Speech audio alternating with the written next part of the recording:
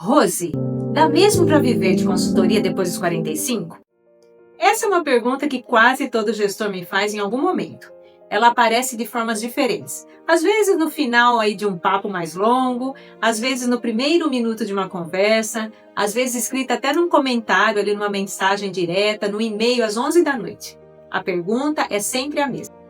E quando eu ouço essa pergunta, eu ouço na verdade 3 perguntas ao mesmo tempo. A primeira é racional. Existe mercado para isso? Alguém realmente paga?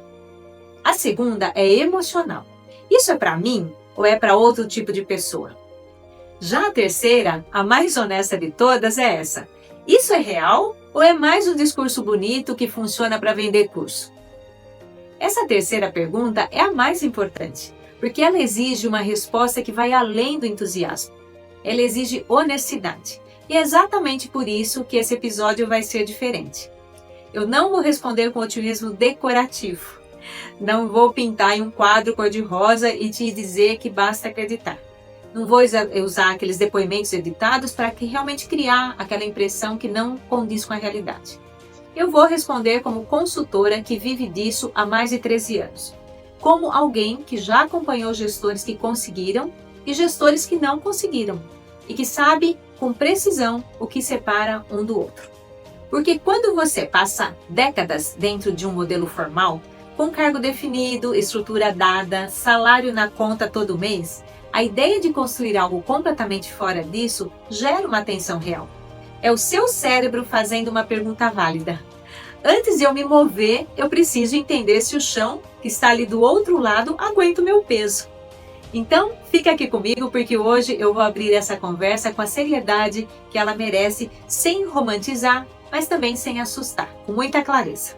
Eu sou Rose Rogério, gestora executiva por mais de 16 anos, demitida aos 44 anos. Consultora há mais de 13, mais de 200 empresas atendidas. E se você acompanhou os episódios anteriores aqui dessa série, você já sabe de onde eu vim e o que me trouxe até aqui. Porque no primeiro episódio, nós falamos sobre o erro invisível, a armadilha de tentar resolver uma situação nova com a ferramenta antiga. Depois nós falamos sobre currículo, porque ele responde a uma pergunta que o mercado atual não está mais fazendo. Nós falamos também sobre a ilusão da estabilidade e por que previsibilidade e estabilidade não são a mesma coisa. Esses episódios eles foram sobre desmontar crenças, desmontar ferramentas, desmontar ilusões. Agora, esse episódio ele é diferente. Aqui a gente começa a construir, porque desconstruir sem oferecer direção é exercício intelectual vazio, e eu não estou aqui para isso. Então hoje a conversa ela muda, de o que não funciona mais para o que pode funcionar e como. E antes de entrar aí no conteúdo, eu preciso falar uma coisa aqui para vocês. Eu preciso falar para vocês sobre dinheiro. Porque toda conversa sobre transição de carreira, na hora que fica interessante, toca no dinheiro. E todo mundo fica com vergonha de perguntar direito sobre como funciona isso. Então hoje eu vou falar aqui com vocês sem rodeio. Vamos começar pela crença que mais sabota gestores antes mesmo deles tentarem. Ela raramente é dita em voz alta, mas ela aparece nas decisões, nos adiamentos, nas desculpas bem elaboradas. A crença é: consultoria é instável. E toda vez que eu ouço isso, eu faço uma pergunta simples de volta. Instável comparado a que exatamente? Comparado a um contrato CLT que pode ser encerrado com 30 dias de aviso prévio? Comparado a um cargo que depende do orçamento aprovado pelo board no início do ano? Comparado a uma posição que existe hoje e pode ser eliminada numa reestruturação decidida numa reunião da qual você nem participou? Instabilidade não é uma característica exclusiva da consultoria. Instabilidade é uma característica de qualquer estrutura que depende de decisão externa. E toda renda que depende de outra pessoa, seja um empregador, seja um cliente, tem algum nível de variabilidade. A pergunta não é: isso é estável ou instável? A pergunta é: onde está concentrado o risco? E quando você depende de uma única fonte de renda, uma única empresa, um único contrato, uma única decisão que não é sua, o risco está concentrado num ponto só. E quando esse ponto falha, e ele vai falhar em algum momento, porque todo mundo que chegou até aqui nessa série já viu isso acontecer, o impacto ele é total, 100%. Agora pensa no outro modelo. Se você tem 2 clientes de consultoria ativos e um deles encerra o projeto no mês que vem, o que acontece com a sua renda? Ela cai pela metade? Talvez provisoriamente, mas não vai a zero. Você tem um tempo para reagir, para buscar o próximo projeto, para acionar a rede que você construiu, e essa diferença, ela pode parecer pequena no papel. Na prática, é a diferença entre um susto e uma catástrofe. Mas aqui eu preciso ser completamente honesta sobre algo aqui que a maioria não fala. Consultoria improvisada é instável. Consultoria estruturada é negócio. E essa distinção muda tudo. O que a maioria das pessoas chama de consultoria instável, na verdade, é o que acontece quando um profissional sai de uma empresa, coloca consultor no LinkedIn e espera que o telefone toque. Isso não é consultoria. Isso é improviso com outro nome. Consultoria estruturada é outra coisa. É saber com clareza qual problema você resolve, é saber comunicar isso para as pessoas certas, do jeito certo. É ter uma proposta que vai além de posso te ajudar. É entender a lógica de como projetos são vendidos, fechados e entregues. Consultoria estruturada, ela não depende de sorte, ela depende de método e método se aprende. Agora eu quero fazer aqui algo que quase ninguém faz nesse tipo de conversa. Eu quero falar de números reais. Sem aqueles números mágicos inventados, mas com uma lógica que você pode verificar sozinho. Então vamos lá. Imagine um gestor, vamos chamá-lo ali de Roberto, 52 anos, gerente de operações, 15 anos de carreira. Quando foi desligado, recebia R$12.000 por mês. Ele olha para esse número e pensa: para eu viver de consultoria, eu preciso substituir esses 12.000 todo mês. E para fazer isso, eu vou precisar de clientes que me paguem 12.000 por mês, todo mês. E isso não existe. E aí, ele desiste da ideia antes mesmo de entender a lógica. Porque ele está comparando duas coisas que não são comparáveis. Salário mensal e receita de projeto são modelos completamente diferentes. E a matemática que conecta esses dois, ela não é a que parece à primeira vista, tá? Então, vamos abrir aqui esse número e entender de verdade. Quando o Roberto recebia R$12.000 de salário, o custo real que a empresa tinha com ele não era 12.000. Era 12.000 de salário, mais 20% de INSS, mais 8% de FGTS, mais 13º, proporcional, mais férias, ou seja, só aqui já estamos falando aí de R$17.000. Agora adiciona plano de saúde, benefício, estrutura, ou seja, quando você soma tudo isso, o Roberto custava para a empresa perto de R$20.000 por mês. Agora, imagina o Roberto como consultor. Ele fecha um projeto aí de reestruturação de processos operacionais com uma empresa. O escopo é de 3 meses, com uma entrega clara, um resultado mensurável e o valor do projeto de R$30.000. Para a empresa contratante, isso significa R$30.000 por 3 meses, ou seja, na prática, R$10.000 por mês, sem vínculo, sem passivo, com começo, meio e fim definidos. É metade do custo mensal para ter um especialista focado em resolver um problema específico. Bom, até aqui a gente entendeu por que a empresa paga por esse tipo de projeto. Mas isso sozinho ainda não responde à pergunta principal. Como isso virá renda para o Roberto? Então, quando o Roberto era CLT, ele tinha uma única fonte de renda. Uma empresa, um salário, um teto, não importa o quanto ele fosse bom, não importa o quanto ele entregasse. A capacidade de geração de renda dele era R$12.000 por mês. Como consultor, a pergunta muda completamente. Ela não é mais quanto eu ganho por mês. É quantos projetos compõem o meu ano? Se o Roberto faz 2 projetos de 30.000, são 60.000. Mas os 4 projetos menores de R$15.000 no ano, ele já está em R$120.000 no ano. Ou seja, na média, ele está com 10.000 por mês. Isso é menos do que ele ganhava, certo? Sim. No primeiro ano, provavelmente sim. Mas agora presta atenção no que mudou. Ele não depende mais de uma única fonte. Ele não tem mais um único teto. Ele não está mais limitado a uma única decisão externa. Ele trocou uma fonte de renda por múltiplas fontes de renda. E isso muda completamente a estrutura de risco. No CLT, o risco parece baixo, mas ele é concentrado. Uma empresa decide e a sua renda vai a zero.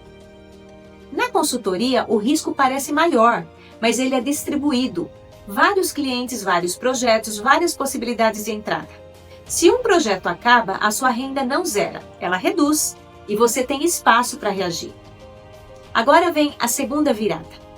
No segundo ano, o Roberto ele já não está mais um consultor iniciante. Ele já tem histórico, tem casos, tem relacionamento, tem indicação. O esforço de venda diminui. A confiança do mercado aumenta e o valor que ele consegue cobrar para o projeto ele começa a subir. Então, a curva de crescimento de uma consultoria estruturada, ela não é a curva de um salário. Ela começa mais baixa, mas ela cresce muito mais rápido. Claro, quando existe método. E aqui está a distinção mais importante de toda essa conversa. Consultoria, ela não é vender hora. Consultoria é vender solução. Quando você vende hora, você tem um teto, porque o dia tem limite, seu corpo tem limite, sua agenda tem limite. Agora, quando você vende solução, o valor não está no tempo, ele está no resultado. Então, se uma empresa perde 50 mil reais por mês em ineficiência, em 3 meses ela perdeu aí 150 mil reais. Se um projeto de 20, 30 mil resolve isso não é custo. Isso é o melhor investimento que a empresa poderá fazer. E quando você começa a pensar dessa forma, em capacidade de gerar resultado, em múltiplas fontes de receita, em valor entregue, a matemática muda completamente. Mas eu preciso ir além da matemática, porque ela resolve a pergunta racional, mas ela não resolve a pergunta sobre o mercado. E a pergunta sobre o mercado é: existe demanda real? Ou é um nicho pequeno, disputado, difícil de entrar? Eu vou te dar a resposta direta. O Brasil tem aproximadamente 17 milhões de empresas ativas. E a esmagadora maioria dessas empresas opera sem nenhum tipo de assessoria estratégica formal. Sem gestor de processos interno, sem área de RH estruturada, sem planejamento estratégico documentado, sem metodologia de gestão, sem ninguém que olhe de fora e diga: aqui está o problema, aqui está o caminho. Essas empresas elas têm donos, têm faturamento, têm equipes e têm problemas crônicos que elas não sabem resolver, porque ninguém lá de dentro tem a visão que só quem está de fora consegue ter. Pensa no que você viveu dentro de uma corporação. Você viu processos funcionando, viu processos quebrando, você aprendeu o que separa uma equipe eficiente de uma equipe que roda em círculo. Você entendeu aí como comunicação mal feita pode travar uma operação inteira. Você sabe o que acontece, né, quando a liderança e estratégia apontam ali para direções opostas. Você tem na prática um repertório de diagnóstico que uma empresa pequena nunca vai construir internamente. Porque ela nunca teve escala para isso. Nunca teve estrutura para formar esse profissional. Ela nunca passou por volume de situações suficientes para criar esse aprendizado. Então, o que você considera comum, porque você viveu dezenas de vezes, para o dono de uma média empresa é exatamente o que ele nunca conseguiu resolver. E aqui está a percepção que muda como você enxerga o mercado. A senioridade, que virou custo dentro de uma grande estrutura fixa, ela vira diferencial competitivo dentro de um projeto. Ou seja, dentro da empresa que você atuava, você era custo fixo. Você estava numa folha de pagamento que o financeiro olhava toda vez que precisava cortar. Seu salário, ele era uma linha que aparecia ali no relatório mensal de despesas. Agora, como consultor, você é investimento pontual com um retorno claro. Você aparece numa linha diferente do orçamento. Uma linha de projeto, de melhoria, de resultado esperado, não de custo recorrente. E isso muda a lógica financeira completamente. E empresas entendem isso, especialmente depois dos últimos anos, onde cortar custo fixo virou estratégia de sobrevivência ao mesmo tempo em que os problemas continuaram existindo e precisando de solução. Então a questão deixa de ser existe mercado e passa a ser uma pergunta muito mais precisa. Você sabe identificar o problema que resolve? E você sabe comunicar isso para quem tem esse problema?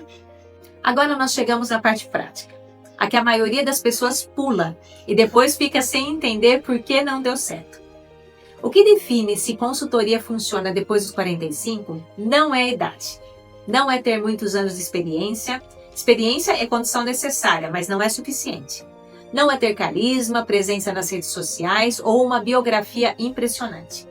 Não é estar no mercado certo ou no momento certo. O que define são 3 pilares. E quando os 3 estão presentes, o modelo funciona. Agora, quando falta um deles, o modelo já vacila. Agora, quando faltam 2, aí ele quebra. O primeiro pilar é a clareza de especialidade. Esse é o pilar que mais gestores resistem em construir. E eu entendo por quê. Depois de 20 anos resolvendo problemas variados, liderando áreas diferentes, atuando em contextos múltiplos, a tendência é se apresentar como alguém que sabe fazer tudo. Eu posso ajudar com processos, com pessoas, com estratégia, com vendas, com operação. E essa amplitude que parecia sim um diferencial dentro da empresa, ela vira um problema no momento de se posicionar como consultor. Porque o mercado ele não compra generalista, o mercado compra especialista. Então, quando o dono de uma empresa está com problema de alto turnover na operação, ele não quer contratar alguém que entende de gestão. Ele quer contratar alguém que já resolveu exatamente esse problema antes, que fala a língua do problema, que conhece as armadilhas, que tem método. E a especialidade ela não precisa ser uma única habilidade técnica estreita, tá? Ela pode ser uma combinação de contexto, setor e problema. Por exemplo, eu ajudo indústrias de médio porte a estruturar o processo de liderança operacional para reduzir perdas e aumentar a eficiência. Isso é especialidade, isso é específico. Isso faz sentido para quem tem esse problema. E quem tem esse problema, ele te reconhece imediatamente como solução. O segundo pilar, escolha de problema específico. Esse pilar ele está intimamente ligado ao primeiro, mas eles não são a mesma coisa. Clareza de especialidade é sobre quem você é. Escolha de problema específico é sobre o que você resolve. E a diferença na forma de comunicar ele é enorme. Quando você diz, eu ajudo empresas a melhorarem sua gestão, você não está dizendo nada. Porque toda empresa acha que pode melhorar a gestão. Mas nem toda empresa sente urgência com isso agora. Então, quando você diz, eu ajudo empresas que estão crescendo rápido demais e perdendo o controle dos processos internos a estruturar a operação antes que o caos paralise o crescimento, aí você está descrevendo uma dor específica. Uma dor que tem nome, que tem urgência, que tem um dono. O empresário que está vivendo isso. E esse empresário, quando ele lê ou ouve isso, ele pensa, exatamente disso que eu estou precisando. Então não é copywriting mágico, é clareza de diagnóstico. E diagnóstico é exatamente o que você passou décadas desenvolvendo. O terceiro pilar é posicionamento estratégico. Esse é o pilar que conecta os 2 anteriores com o mercado.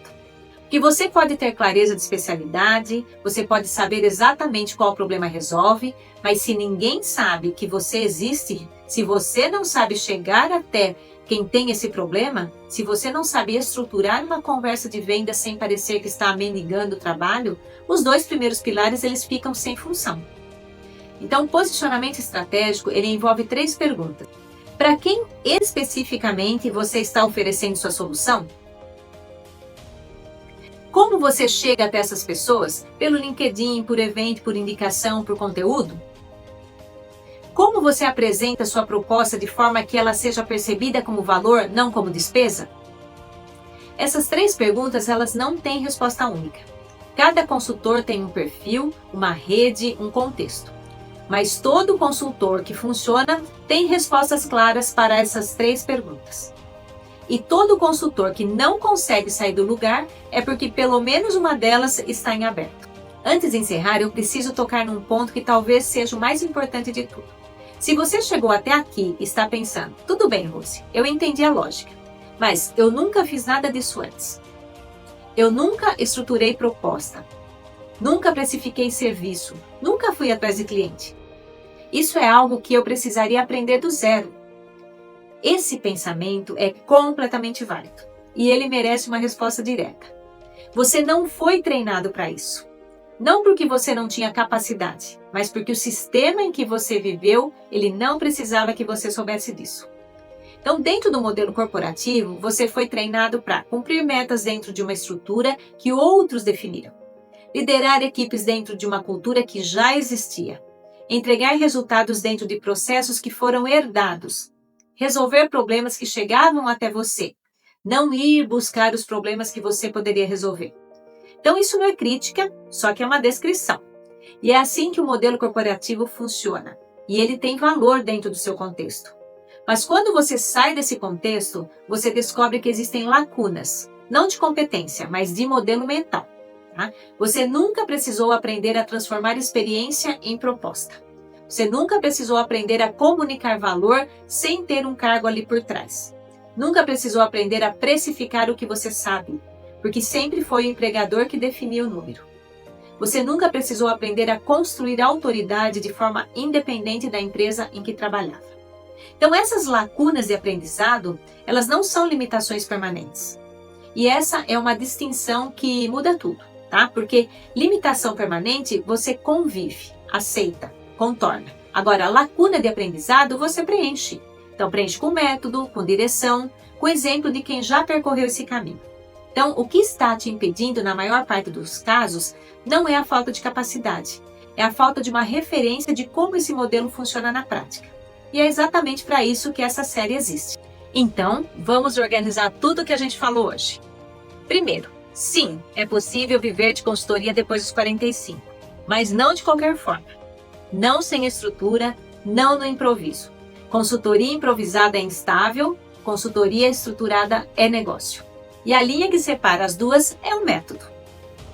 Segundo, a matemática de consultoria é diferente da matemática de salário.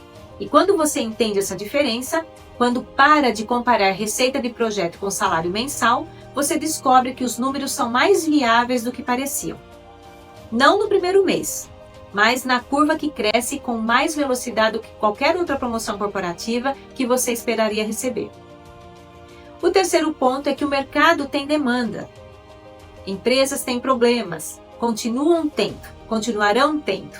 A questão não é se existe mercado. A questão é se você sabe identificar o seu lugar nesse mercado.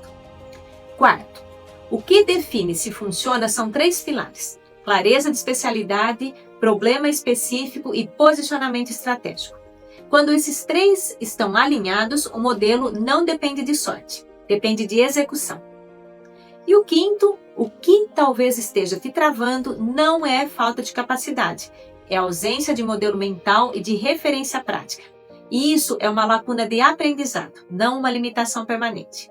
E agora a reflexão que eu quero que você leve desse episódio.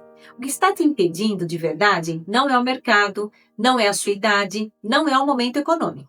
É o apego ao formato antigo ou é a falta de clareza sobre o formato novo? Porque as duas coisas elas têm soluções diferentes. E saber qual das duas é a sua realidade é o próximo passo para agir de forma estratégica. Se esse episódio mudou algo na forma como você enxerga essa possibilidade, escreve aqui nos comentários. Eu posso estruturar isso. Não escreve por impulso. Escreve se você realmente saiu desse vídeo com clareza que você não tinha antes. Se você percebeu que a questão não é sorte, nem vocação, nem perfil. É estrutura e método. É modelo. No próximo episódio da série De Gestor a Consultor, a conversa ela vai para um lugar muito específico. O tema é o que separa gestores que conseguem virar consultores dos que desistem no meio do caminho. Porque não são os mais experientes que chegam lá, não são os mais inteligentes, não são os que têm mais contatos. Existe um conjunto de comportamentos e decisões muito concretos que diferenciam quem atravessa essa transição de quem trava no meio do caminho. E no próximo episódio eu vou abrir esse mapa com precisão. Então se inscreva aqui no canal, ativa o sininho e nos vemos no próximo episódio. Até lá!